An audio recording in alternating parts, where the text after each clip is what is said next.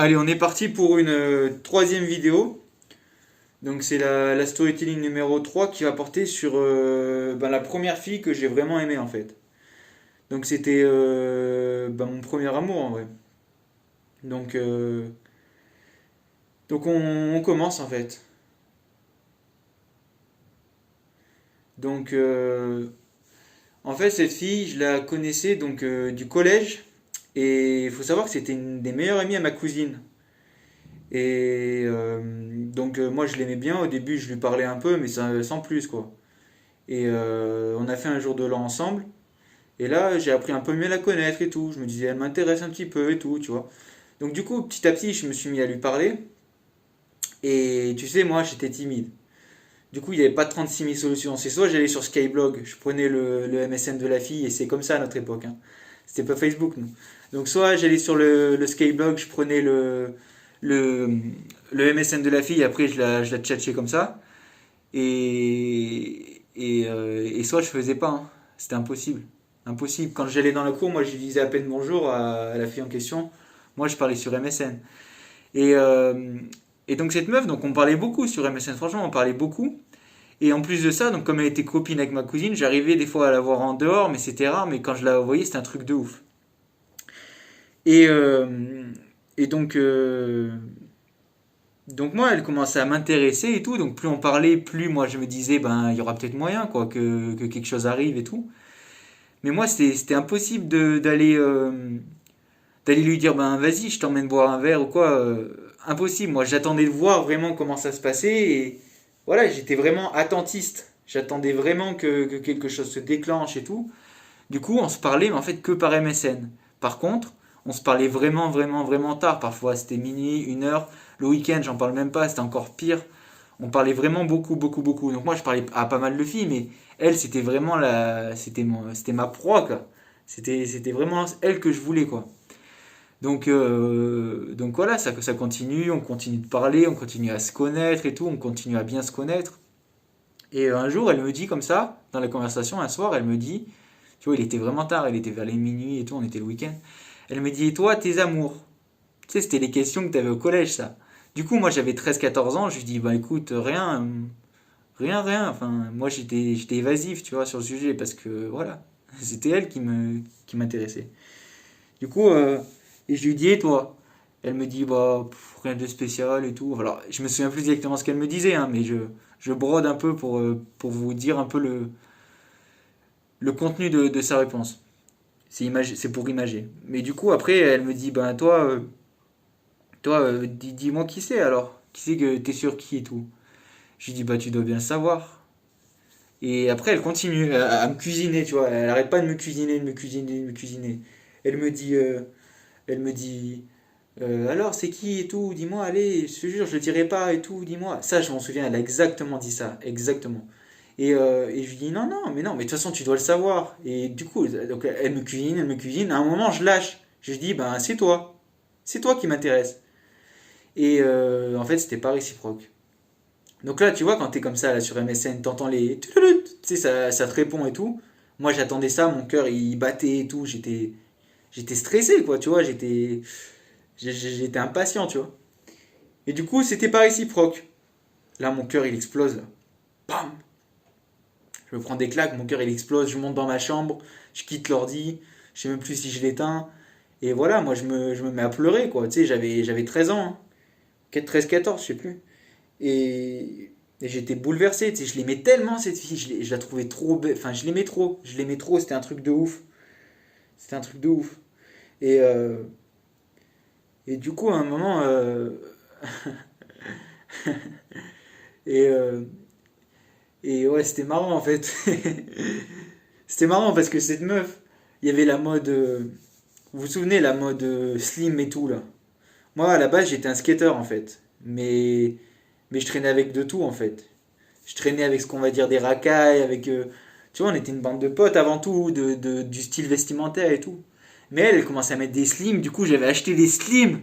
Et, et quand je me suis ramené comme ça à l'école, mes potes ils m'ont fait, mais wesh Juan, tu fais quoi comme ça? Tu fais quoi avec des slims? Je fais, mais rien, c'est comme ça, normal. Je me mets... Oh, vous vous imaginez jusqu'où j'avais été. J'étais descendu en ville pour choper une paire de Converse noires et des slims.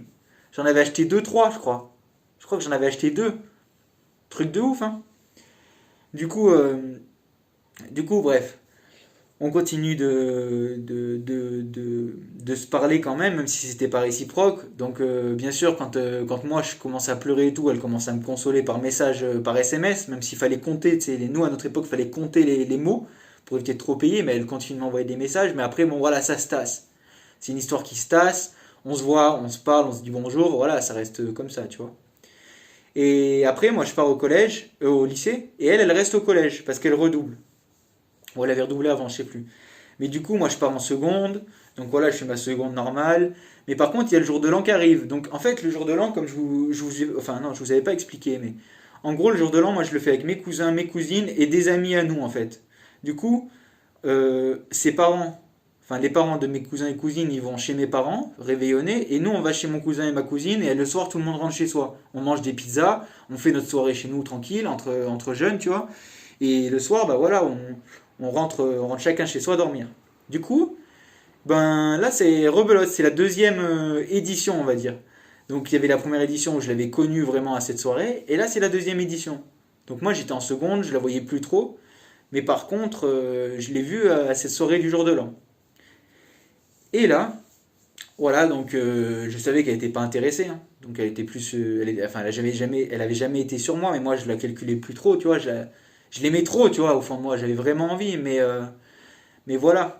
Et du coup, pendant la soirée, à un moment, on avait, je sais pas si vous voyez, c'était des petites barres comme ça, et ça fait des trucs fluorescents, en fait, des baguettes fluorescentes en plastique. Et ben là, on les éventrait, nous, et ça partait en couille, on en mettait sur nos doigts et on s'en mettait sur nous, tu vois. Sauf qu'elle, elle venait que vers moi, dans la salle de bain, on était tous les deux, et elle m'en mettait, tu vois, sur la joue, elle se rapprochait vraiment de moi, tu vois. Du coup, je me dis, tu sais, moi, ça a commencé à me tenter parce que ben, je l'aimais trop encore. Je cachais mes sentiments, mais je l'aimais trop. Du coup, après, la soirée, elle évolue, elle avance et tout. Et moi, je vais me poser sur le canapé, tu vois. J'étais posé comme ça. Et moi, à cette époque, j'avais jamais touché de fille, hein. Je te parle même pas de coucher. J'avais pas touché de fille. Du coup, j'étais comme ça et elle vient à califourchon sur moi. Tu vois. J'étais couché, elle vient à califourchon sur moi. Oh, j'étais comme ça. Je bougeais plus. J'étais pétrifié, un poteau. Impossible de bouger, tu vois. Et il y avait le petit frère d'un pote qui était là, il fait une remarque et tout, il dit ah, on dirait qu'ils vont baiser ou je sais pas quoi, tu vois. Et du coup, moi j'étais encore plus gêné et tout, tu vois. Du coup, à un moment, elle se retire, elle s'enlève, tu vois. On va derrière la maison plus tard, on commence à parler un peu, à se rapprocher et tout, mais voilà. Du coup, la soirée elle passe, on rentre chez nous, et voilà, ça se termine là. Là, c'est terminé normalement. Et, et sauf qu'il va y avoir une nouvelle édition de cette soirée, mais bien plus tôt que prévu en fait. C'était pas prévu, mais elle va arriver. Finalement, je vais la revoir vraiment beaucoup, beaucoup plus vite que prévu. Et ça va tomber le jour de la Saint-Valentin. Donc en fait, cette fois, ça va se passer chez moi. Mes parents, ils vont partir. Et nous, en plus, on va dormir. On va tous les adolescents, ils vont dormir chez moi. Donc on était une dizaine, il y en a qui partaient avant chez leurs parents, mais il y en a qui dormaient. On était peut-être 8-10 à dormir, vous voyez. Et élément important, en fait, entre-temps, entre ces deux soirées, moi je lui envoyais pas forcément de message, tu vois. Mais sauf qu'un soir, je reçois un message de sa part, d'Ophélie, là, et elle me dit bonne nuit, tu vois. Si tu dis ça, c'est que la fille, elle pense à toi, hein. Tu vois, c'est qu'il y a un truc. Mais c'est pas sorti de nulle part, tu vois. Enfin, c'est sorti de nulle part, tu vois, mais voilà, il y a une raison. Ce qui se passe, c'est qu'on commence à faire la soirée et tout, elle vient, et, voilà, on se redécouvre en quelque sorte, tu vois, parce que ça faisait un peu de temps qu'on s'était pas vu, un mois et demi, tu vois. Et là, je commence à la mettre par terre et tout, sur le canapé et tout, et on commence vraiment à se taquiner, tu vois. Elle me fait la guilie, tu vois, c'est les trucs, tu te tournes autour un peu, tu vois. Et voilà, du coup, elle me dit que j'ai bien grandi et tout, tu vois, parce que moi, j'étais vraiment un minot avant. C'est-à-dire que, oh, franchement, au collège, tu me verrais en troisième. Vas-y, tu dis, je suis en début de cinquième, mon pote, hein. J'étais vraiment haut. C'est pour ça que toutes les meufs, elles m'aimaient bien en seconde. En seconde, elles m'aimaient pas parce que je faisais homme. Elle m'aimait parce que je faisais tout mignon, tout, tu vois. Et du coup, c'était impossible pour moi de gérer aucune fille. Bref. Donc la soirée, elle avance. Et, et donc voilà, elle me dit ça, elle me dit des trucs comme ça, on se taquine et tout. Et là vient le moment où on doit aller dormir. Donc tout le monde éteint les lumières, tout le monde se couche et tout. Et elle se met à côté d'une de mes sœurs. Et moi, je suis un peu plus loin. Et elle me dit, Juan, viens et tout, Juan, viens. Viens 2 secondes. Et je dis, ouais, ben ok. Du coup, j'y vais, tu vois. Et ma sœur, elle me dit, non, mais vas-y, mais retourne te coucher, on va dormir là. Je dis, ouais, ouais, attends, mais elle veut me parler vite fait et tout. Du coup, on parle et tout. Et là, on se rapproche, là. Là, on se rapproche. C'est-à-dire que moi, je lui prends la main, je commence à, tu vois, à lui caresser la main et tout, je remonte sur le bras, tu vois. Mais doucement, tu vois, je fais ça. Moi je suis un romantique en vrai, hein. Je suis un romantique. Du coup, tu vois, je lui touche la main, je commence à remonter le bras et tout, tu vois, je commence à toucher le bras comme ça et tout, je remonte sur l'épaule. Et voilà, tu vois. Je commence à préparer le terrain, tu vois, pour espérer aller plus loin, tu vois. Pas coucher, hein, mais moi j'étais dans le délire à avoir une copine, tu vois, juste avoir une copine. Du coup, je lui touche l'épaule et tout, et je me souviens à cette époque, alors là c'était vraiment bidon, excusez-moi, mais c'était vraiment bidon. Mais genre, il y avait Twilight et je savais elle kiffait Twilight, tu vois. Alors je sais pas ce qui m'est passé par la tête, mais je lui fais, et vas-y, je lui fais, tu veux que je te morde et tout. Et elle me fait, bah oui, et tout. Du coup, j'y vais et en fait, je lui fais un bisou dans le cou, tu vois. Mais du coup, ça a fini de nous lier dans le sens où après, ben, normal, tu vois, t'es un être humain. Du coup, je l'embrasse, on s'embrasse, on n'arrête pas de s'embrasser pendant 1 heure et demie, 2 heures et tout. Mais on est à côté de ma soeur, d'une de mes sœurs. Du coup, c'est chaud. Du coup, je lui dis, ben écoute, allez, vas-y, viens, on monte dans ma chambre, on sera mieux, on sera plus tranquille. Voilà, y a pas de souci, tu vois. Et du coup, on monte dans ma chambre. Du coup, je la porte comme ça, là, avec les jambes, comme une princesse et tout. Moi, j'étais dans le délire, hein, un truc de ouf. Moi, c'était ma copine pour moi, hein, tellement je la kiffais et tout. Et pour moi, j'avais gagné. Et donc on se pose dans la chambre, on parle un peu de tout, on parle de sa vie, on parle de comment on va faire après pour se voir, parce qu'elle, elle est au collège, moi je suis au lycée. Et moi, j'ai dit que des fois, je viendrais la chercher devant le lycée. Des fois, elle dit, non, devant le collège. On pourrait aller des fois chez moi je pourrais aller chez elle, tu vois, moi je me fais des plans aussi, j'idéalise le truc, tu vois, je me dis ouais je vais aller la voir chez elle, on va aller en ville ensemble, tu vois, des trucs de couple, tu vois, je me disais ça y est c'est ma première copine, c'est ma première copine. Donc du coup à un moment il fallait quand même dormir, hein. Il devait être 5 6 heures du matin, bon on descend et tout, les parents ils revenaient pas trop tard le matin, voilà ils avaient dormi, ils revenaient pas trop tard. Du coup on descend, on commence à s'endormir et tout, on dort.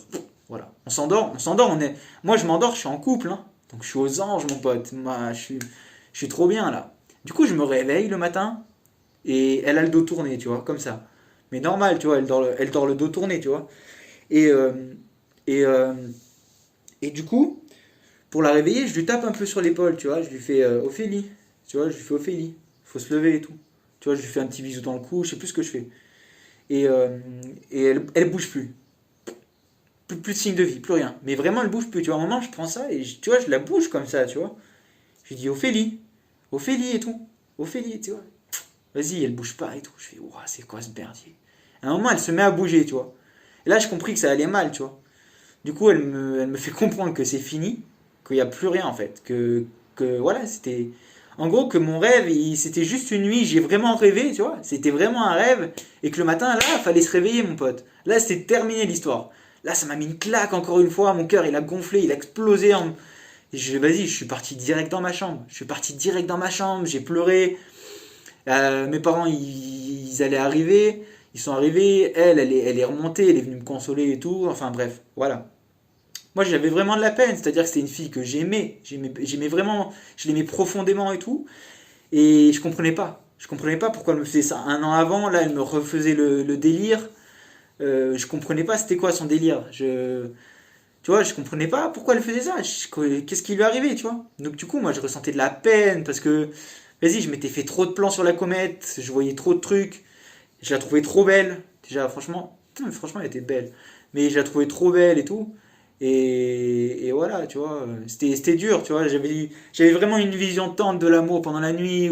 Voilà, c'était super, c'était très tendre. Et voilà, voilà.